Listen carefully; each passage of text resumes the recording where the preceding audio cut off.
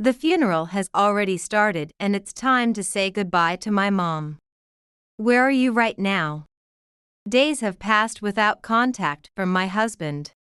His voice over the phone sounded cheerful amidst the noisy background. You'll be surprised. I'm in Cancun celebrating my birthday with my parents. Can you hear the waves? Stunned by his insensitive words, I immediately retorted angrily. Mom has passed away. Don't you guys have any human decency? Tears welled up as I shouted into the phone. At that moment, my father tapped my shoulder. Did you get in touch with your husband? As I explained the situation to my father, his face grew increasingly filled with anger. Unable to tolerate my husband's outrageous behavior, my father raised his voice. I understand now. All right, everyone. Back to work from tomorrow. Get ready tonight. He loudly announced this to his subordinates at the funeral, who energetically responded. Yes. Meanwhile, my husband and his parents were probably enjoying dinner in Cancun, oblivious and unconcerned about returning anytime soon. Imagining them getting angry, I smirked. My name is Julia.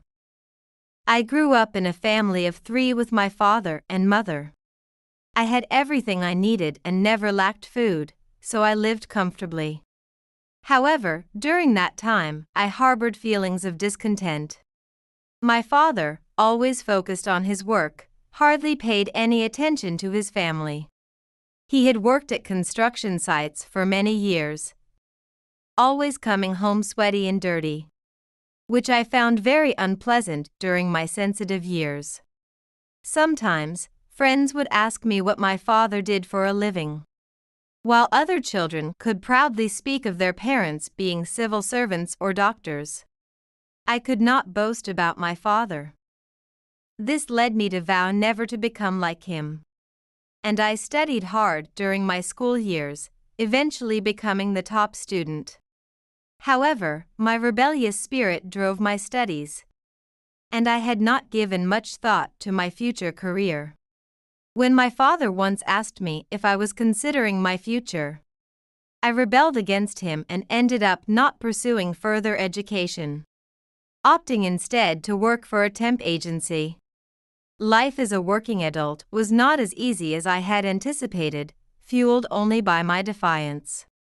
It was then that I first realized that my father's advice had been right all along, and I appreciated the nobility of long-term employment. Eventually, I reconciled with my father. Perhaps due to this change in my mindset, I met Matt, a full-time employee at a major corporation, and soon we got married. He was an elite graduate from an Ivy League university. But because I was only a high school graduate, my in-laws did not think highly of me. Nevertheless, supported by my strong-willed character which my husband admired, and my desire to settle down quickly, our relationship remained stable. Despite my wishes for a lavish wedding, we had a modest ceremony at a friend's venue, out of respect for my husband's preference for simplicity. Years passed, and we were both in our 30s. I had quit the temp job and was now working from home. One day, my husband came home looking unusually happy, so I asked him about it. I've been thinking about buying a new house for my parents soon. Watching him loosen his tie with a smile, I sensed that he had been influenced by his parents.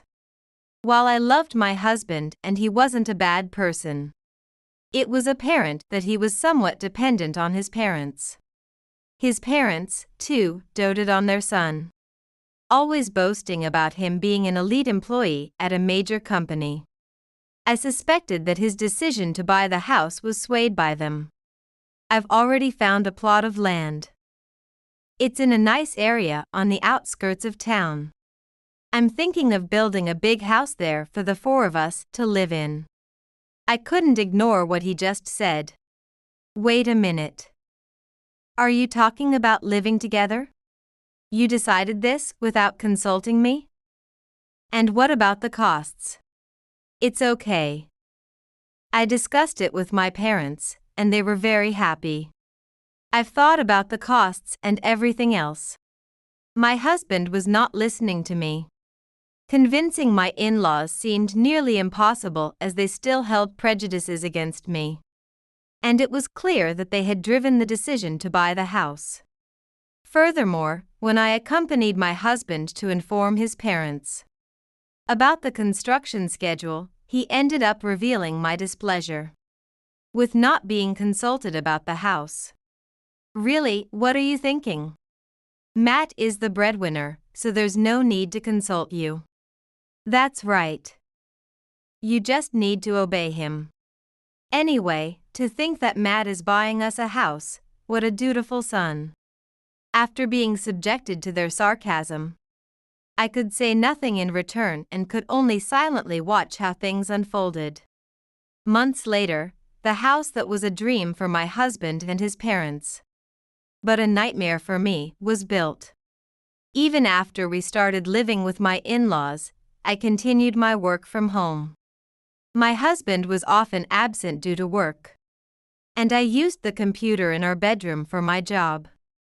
However, my mother-in-law had no understanding of working from home. People from her generation probably don't grasp the concept of working from home. But that wasn't the end of it. She had always been harsh to me and began spreading rumors about me in the neighborhood. Our daughter-in-law just lazes around in her room all day. What a problem. Our son Matt is truly splendid, but his only mistake was choosing the wrong wife. Hearing such things about me spread daily was unbearable. I had things I wanted to say to my mother-in-law as well. And similarly, my father-in-law harassed me. A wife should devote herself to her husband once she's in the house. But she seems to be just making her own pocket money. Really, she's an unpleasant wife. Despite everything, I chose to endure their direct insults and bad-mouthing without talking back. I knew it was futile to discuss anything with my husband, who was still dependent on his parents. Living in this nightmarish house was painful, but I firmly believed that one day the tides would change. Yet reality was cruel, and my situation only worsened day by day. One evening, the three of them went out together and didn't come back for a long time. I always prepared dinner, and my mother-in-law always criticized the taste. And that day I had finished preparing and was waiting for their return. Worried by their unusual lateness, I called my husband, who said something unbelievable on the phone. I'm eating pizza with the family right now. You know, that popular pizzeria we saw on TV. So don't worry if we're late coming home. I couldn't believe his nerve as he laughed while speaking. He said he was eating pizza with the family, which seemed to imply that I was not considered part of the family. And soon, this suspicion was confirmed when they returned home. My husband first asked me, "Did you want to eat too?" Followed by my mother-in-law's sarcasm. "Don't be selfish, you're just a maid who does nothing." And my father-in-law's command, "Clean up quickly." While cleaning up the dinner they had dismissed, I, known for my strong will, finally reached my breaking point, and that night I cried alone in the bedroom. Yet, more hardships awaited me as my mother became bedridden due to illness. "I'm sorry, Julia. I know it's sudden, but we need you to come back. Ever since I was a child, Dad has been busy with work. And now I've taken over caring for Mom. It's okay. I owe it to you, and I understand your job is tough. I'm not the same person I used to be. I appreciate you saying that. Having overcome past rebellions, I now strive to understand Dad's work better than anyone. Mom never spoke ill of Dad even when I was against him. And even now, bedridden, she continues to believe in him. In honor of her feelings, I wanted Dad to be able to focus on his work. Yet, my in-laws continued to bombard me with cruel words. Really, Matt has become so successful, and you can't even support him. Preferring your mother? Such a disappointing wife. A housewife who can't even manage the housework properly. Typical for the daughter of a poor carpenter, low-educated and so uncouth. A woman should devote herself to her husband for life. These were the harsh words I faced upon returning home. Exhausted from alternating care for my mother after waiting for Dad to finish work. But what I couldn't endure was my husband's words. Do you know why we didn't have a lavish wedding? Imagine introducing a carpenter's daughter to relatives and my boss. It would embarrass me. You just need to work as I say. You're nothing more than a strong-willed woman. I deeply regretted why I ever married such a heartless man. In my eagerness not to miss out on marriage, I foolishly nodded to someone who showed interest without much thought. Moreover, my husband didn't understand his own position and was just showing off to his parents, forever dependent on them. Knowing this, but unable to do anything about it, I had become far from the strong person I once was, merely enduring insults from those three and crying helplessly. Will there ever come a day when the tide turns? It was hard to imagine as the tough days continued. 6 months later, despite all the treatment and my desperate care, Mom passed away. Dad and I solemnly proceeded with the funeral preparations. Dad had been busy with work when Mom was sick. But he tried to lighten my burden as much as possible, which I felt deeply. His efforts seemed like regrets for his previous neglect and an attempt at redemption. I never mentioned it, but enduring the harassment from those three, Dad's efforts were the only encouragement for me. But those three were relentless in tormenting me. They had been unreachable since the day before the funeral. Dad seemed irritated by their rudeness, but he was too busy with funeral preparations to dwell on it. We finally got hold of my husband just in time for the priest to arrive on the day of the funeral.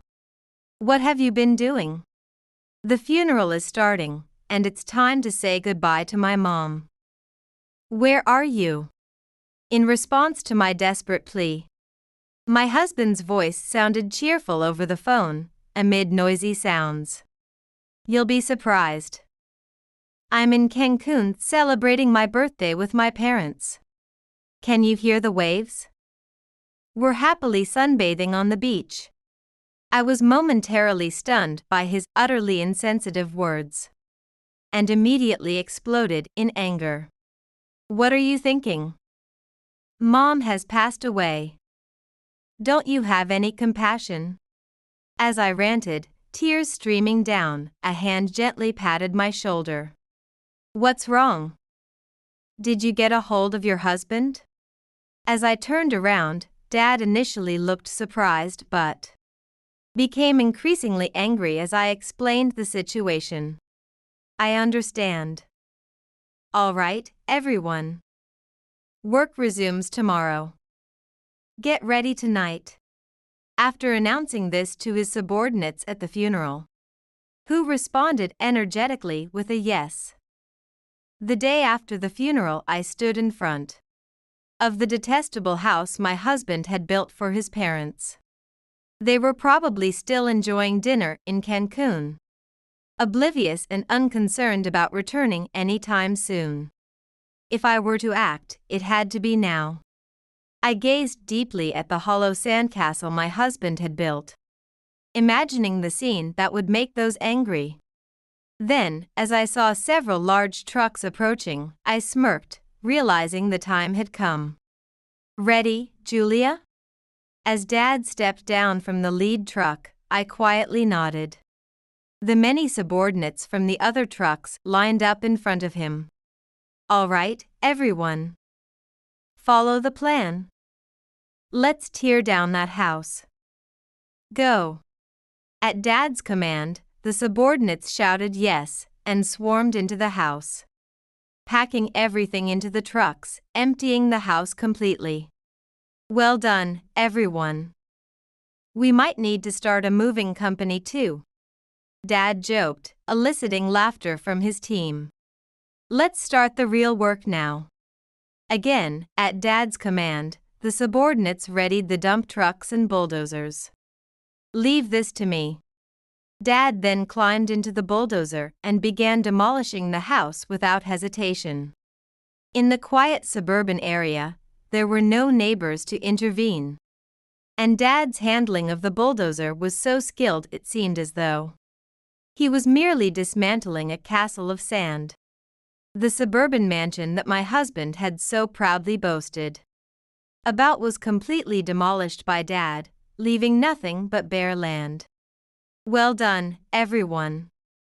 After we leave here, get back to regular work. I thanked the subordinates, who all expressed their joy at being able to help the boss and their happiness at being useful. I truly felt proud of Dad.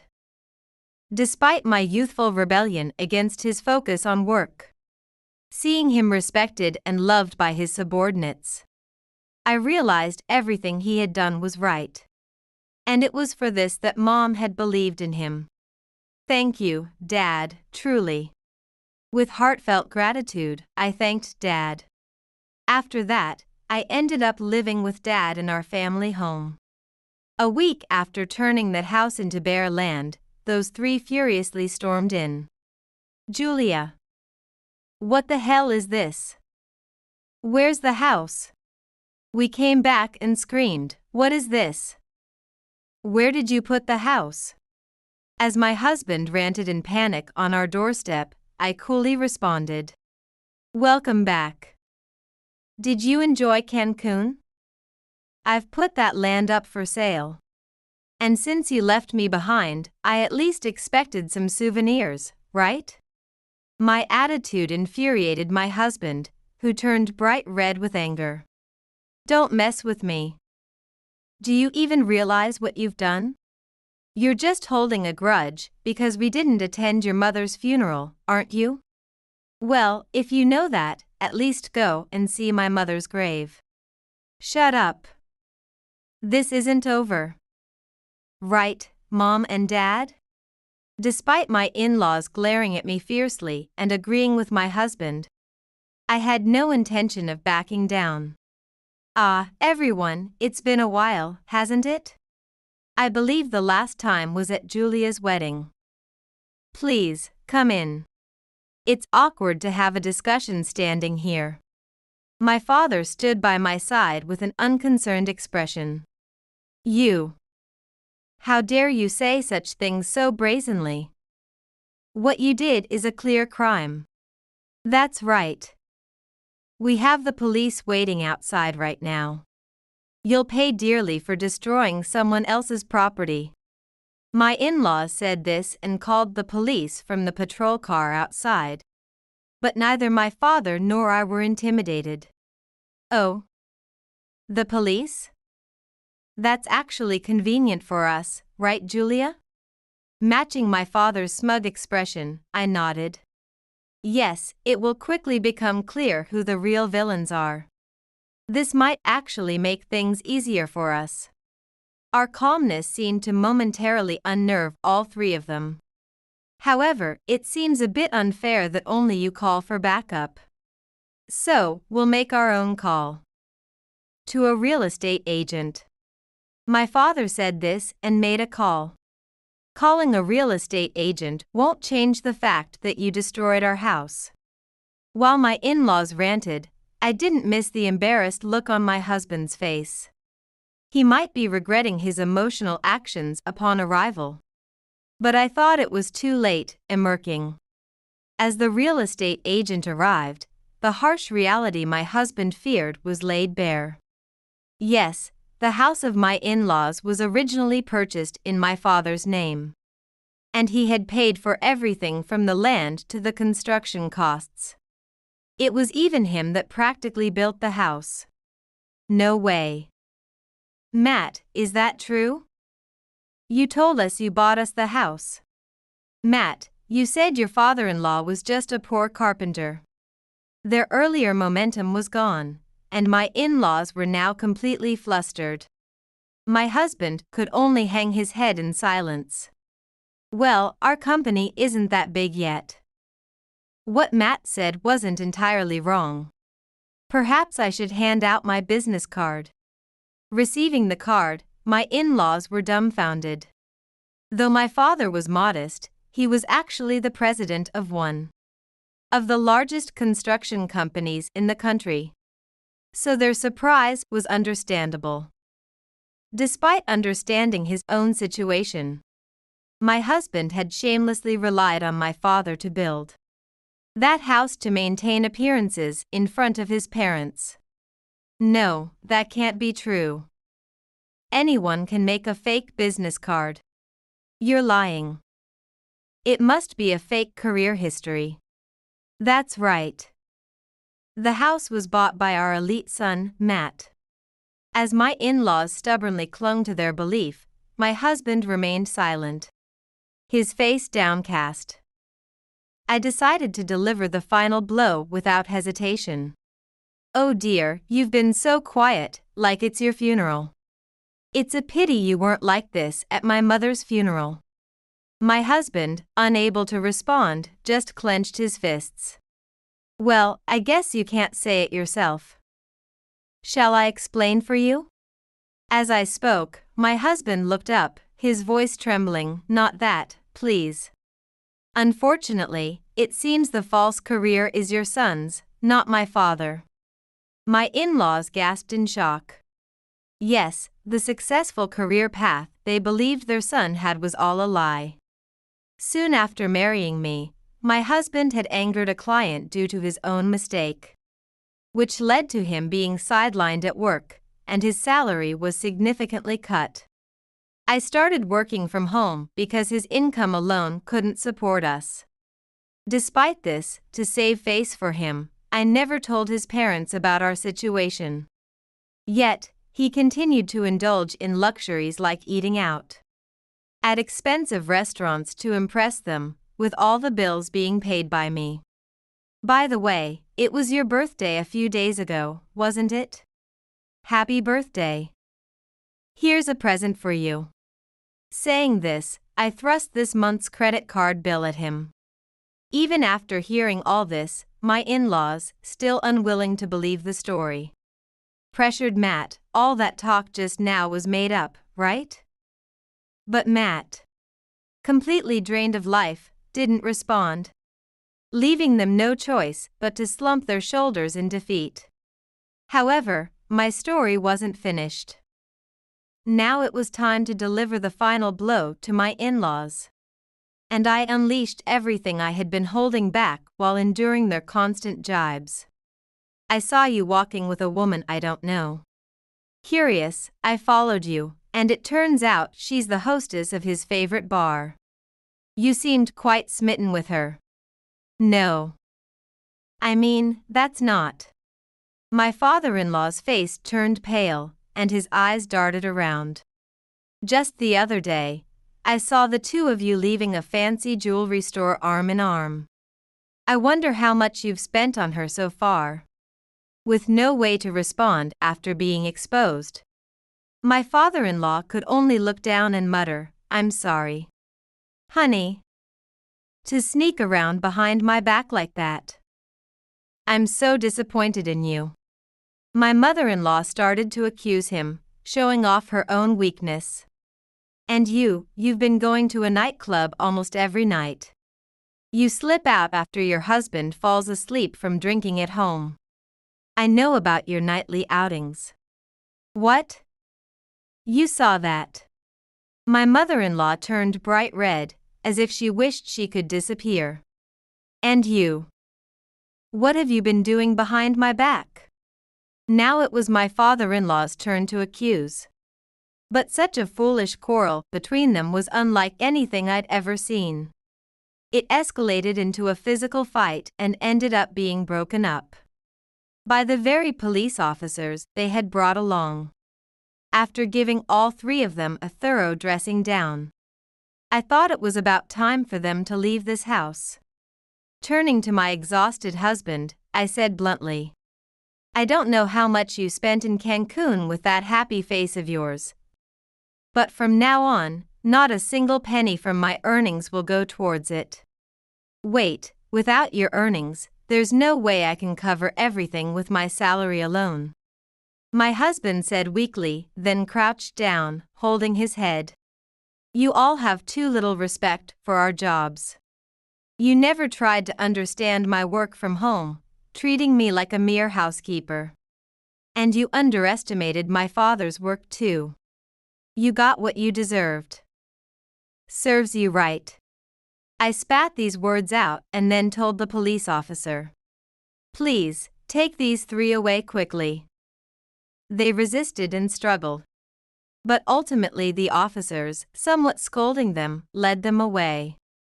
I might be one of those people though, since I used to make fun of my father's work. As I watched the police car carrying the three of them drive away, I said to my father standing beside me, "But, Dad, you looked so cool driving that bulldozer."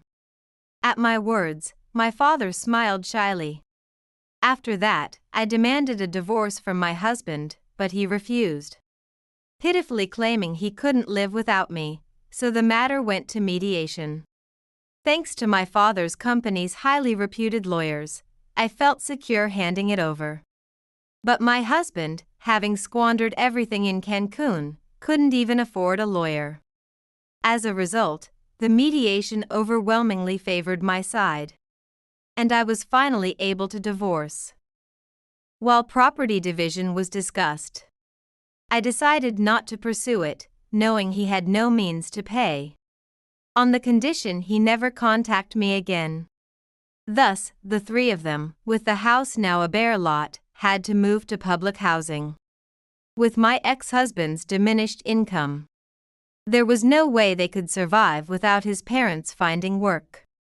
Meanwhile, my remote work caught the attention of a major corporation, and I was offered a full-time position with excellent benefits.